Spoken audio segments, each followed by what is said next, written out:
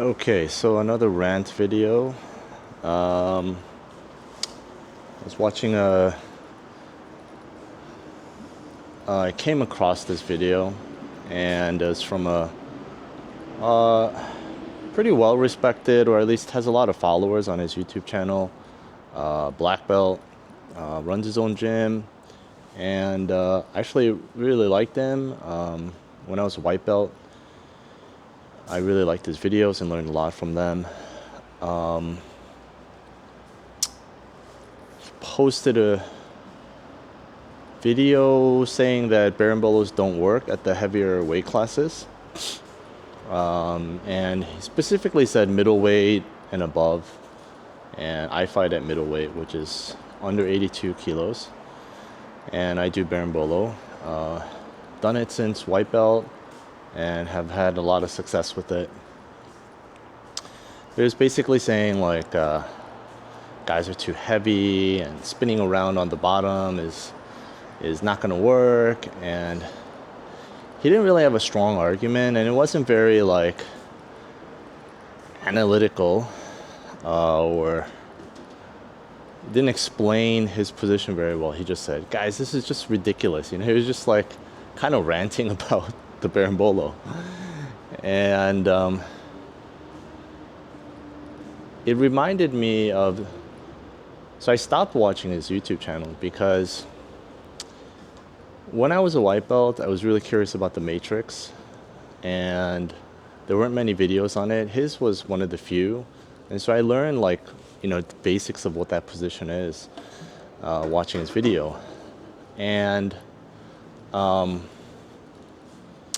I did it a lot. I drilled it. I practiced it, and then as my network in jiu-jitsu grew, I got to know better people, and there's some guys in Korea, black belts, who are really good, really technical, and one guy in particular, a good friend and teammate, he taught me the proper way to do matrix. And I will say proper, not just next level or higher level or more advanced, but it is the proper way, because if you don't do the matrix correctly, you're gonna blow out your LCL, or worse, the ACL, MCL.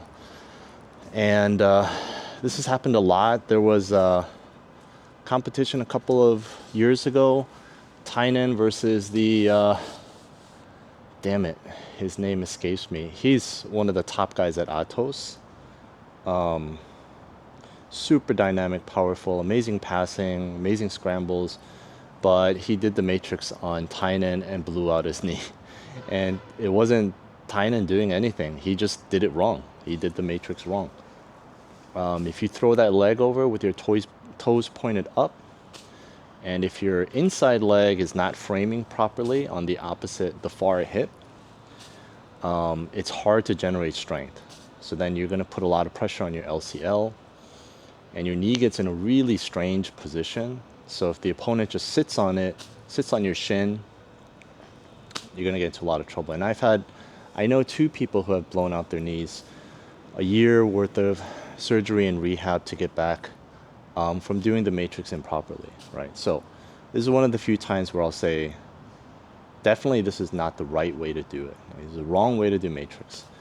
So back to this YouTuber, he taught it the wrong way, and it reminds me of that, I think what it is that he has his own gym. He's teaching beginners. So there's no need for him to learn more than the basics, right? And I hate to say it because I'm just a purple belt, and I love my jiu-jitsu community, the larger community, but you got to call it out when someone's wrong, right? I think that his understanding of these positions, like the Berimbolo or the matrix, are not very good. Okay, so let me rant about his rant about the Berimbolo, because I hear this all the time and it drives me fucking crazy. Okay, I'll explain it this way. A year ago, I started to really improve my De La Riva. Nick Salas helped me a lot with this. Mikey Musumeci instructional videos helped me out with this. And I just worked on a more advanced version of the De La Hiva. Because people are passing me with it. Everyone's good at passing the De La Hiva. It's one of the things. It's one of the more common things that people teach. Go to headquarters and knee slide through and all this stuff. I was at a open mat about a year ago, and there were a lot of upper belts there, a lot of competitors, and one of them, well-respected black belt, he was talking with his student, who was a blue belt. And the blue belt student was basically saying, like, oh, my De La Hiva's not working. What am I doing wrong? And then what his coach said, this is what like perked my ears up. He said, oh, I told you stop doing it. De La Hiva doesn't work at the upper levels. And I was like, what the fuck? I can name like 10 guys who make De La Hiva work really well. They're like world-class jiu-jitsu guys. Like Mikey Musumeci, right? Nick Salas. And the whole movement art guys, all the movement art guys, you know, Brenneman and Danny Freestyle, all these guys make De La Hiva work really well. Well, what happened was I ended up sparring that black belt. And I had him in De La Hiva. And I wasn't doing it to make a point or anything. He's really good black belt, so I wasn't fucking around. But I did have him in De La Hiva. We just happened to get there. And he couldn't pass it. He couldn't pass my De La Hiva.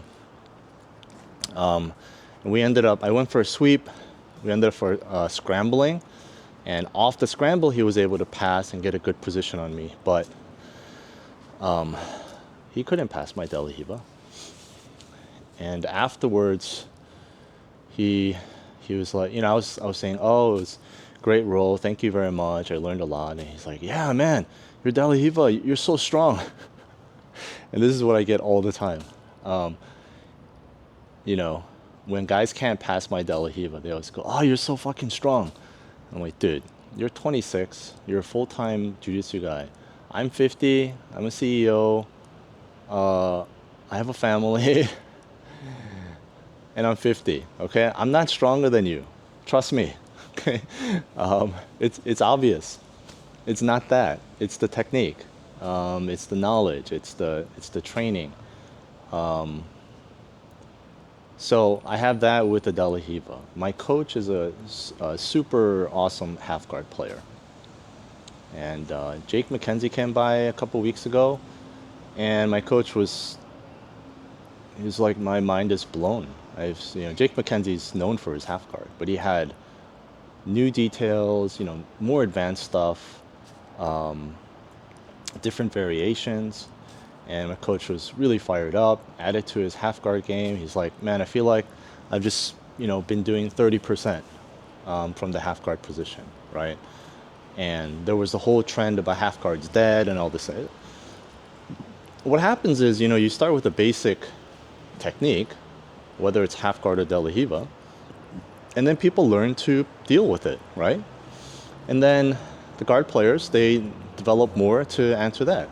And then there's this wonderful iron sharpens iron. It's called evolution, right? You learn and you develop, and that's the beautiful thing about jiu-jitsu. It just happens at different paces, and it happens, you know, sporadically here and there. And then the knowledge travels, and, you know, there's all these interesting things happening. To say that something doesn't work, or it's dead, or, you know, half guard's dead, De La Hiva's dead, Berimbolo doesn't work, I think that's just nonsense. And for a black belt to rant about it, I think it's stupid, and it just tells me that he doesn't know anything about the Berimbolo. So let's talk about the Berimbolo. I've been doing Berimbolo, so I started when I was a one stripe white belt. And and then when I was like a two stripe white belt, I blew out my left knee. Totally, it wasn't the Matrix, it was something completely different. Some asshole just ripped it apart. So it was 9 months of just rehab and resting. And the only thing I could safely do hard was the Berimbolo. So, I'm a two-stripe white belt, and I'm at home. I have mats at home. I have a grappling dummy, and I would do 30 berimbolos every day, like every day, 7 days a week. I did 30 times, sometimes 50 times, sometimes barely 30 times, but I did it every fucking day for 9 months. Okay. I was depressed because I couldn't do jujitsu, so that's how that's what I did. It's the only thing I was able to do. And when I when I got back to the mats and I started, rolling harder and whatever, I was berimboloing brown belts as a two-stripe white belt. Because berimbolo is, there's a phenomenon in investing called asymmetric knowledge, or you can call it having an unfair advantage. If you know something that is very effective and the other person doesn't even know that it exists, you're going to take that guy's money, right? And in jiu-jitsu, if you're really good at an ankle lock and you go against someone who's never been ankle locked before, you're going to wreck this guy. If it's bad, he's not even going to know how terrible the ankle lock can be, and he's going to suffer an injury by not tapping soon enough, right? This is what's happening nowadays with blue belts doing heel hooks, even though they don't have good guards, they don't have strong positioning. That's a different rant.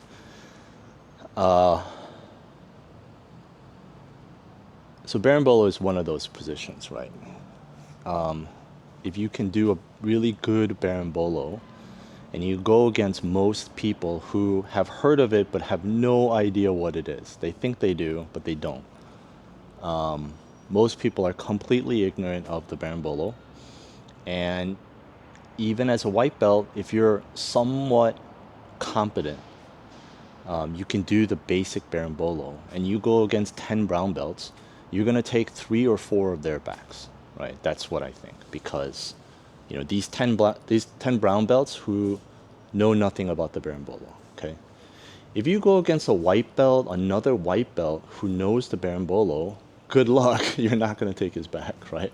It's going to be a scramble, and you might get counter berimboloed, right? There's all kinds of stuff that happens. Okay, so the berimbolo is an extremely complex technical position, and the first iteration of it was long time ago. Who knows?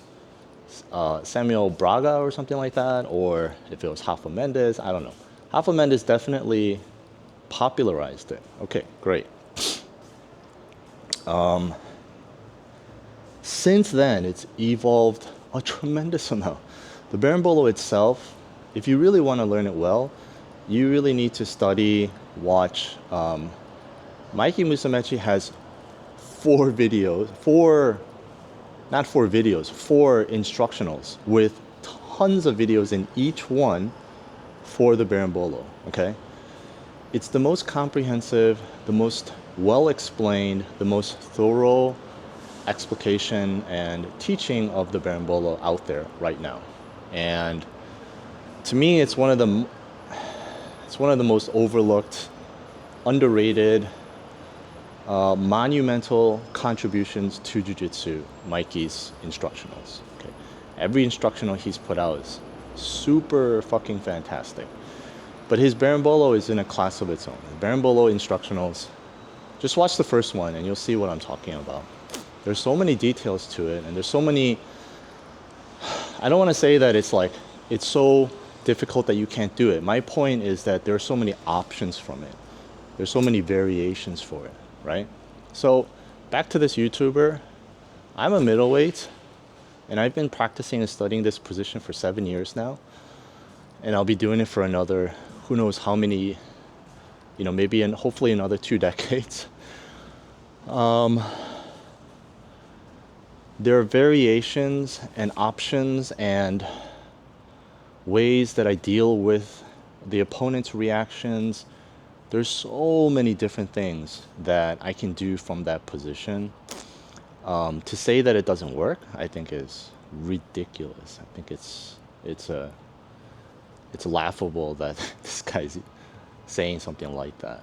Um, you know, coming up on top, the leg drags, the crab ride, the whole thing. That's a completely new system that links in completely with the Berimbolo.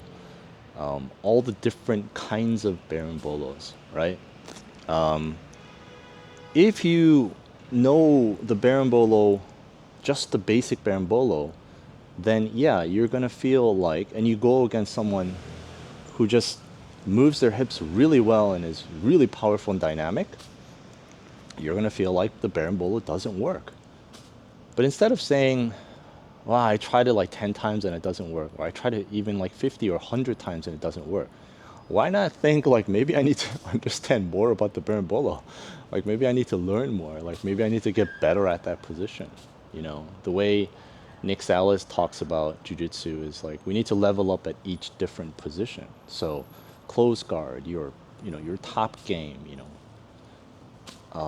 your guard retention, your guard escape. Every position that you do in your overall game, you need to keep leveling up each position, right? And so Berimbolo is like one major position for me, and it's something that I work on constantly, 2 or 3 times a week, dedicated.